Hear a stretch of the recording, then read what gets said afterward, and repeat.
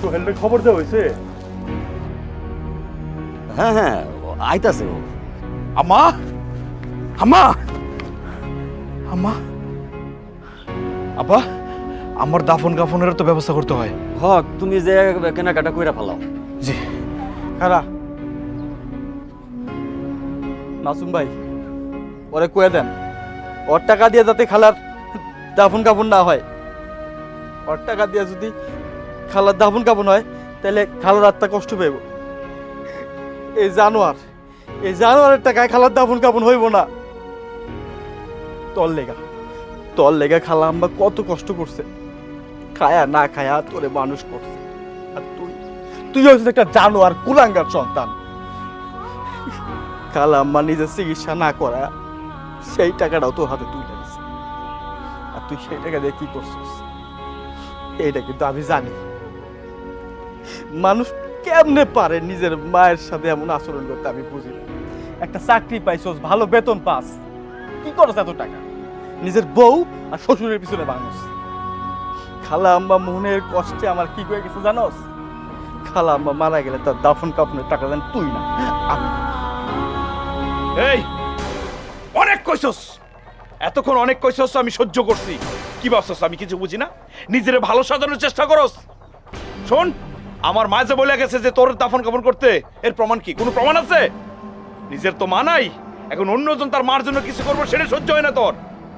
প্রমাণ কি? আমার মা যে বলছে আছে, প্রমাণ আছে। দেখা। তুই যে মিথ্যা বলতেছস না, তার প্রমাণ কি? প্রমাণ দেখা। চাচা পড়েন।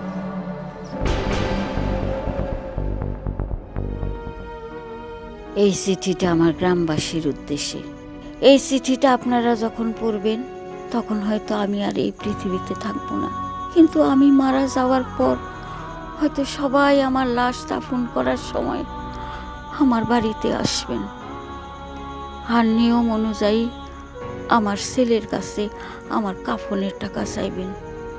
কিন্তু আমি চাই না আমার ছেলের টাকা দিয়ে আমার কাফন হোক, কারণ যে ছেলে মায়ের অসুস্থতার সময় 1 মিনিট মাকে দেখতে আসতে পারে নাই, তার কোনো অধিকার নাই তার মায়ের কাফনের টাকা দেওয়ার।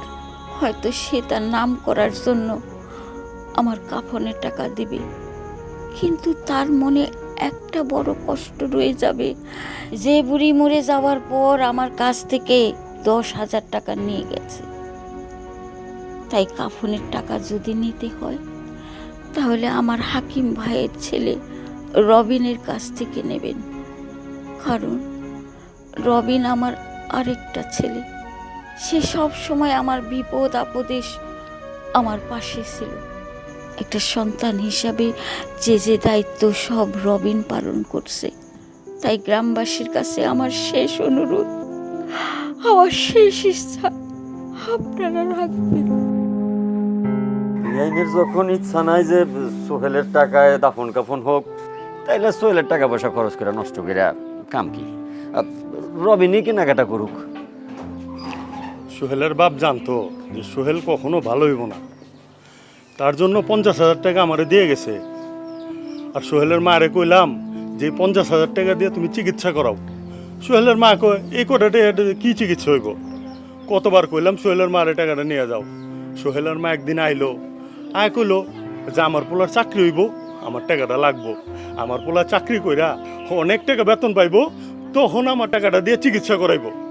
রবিন, যেহেতু তোর উপরে দায়িত্ব হয়েছে, চাচি মাও কয়ে গেছে, তুই কাফনের টাকাটা দিয়ে দে।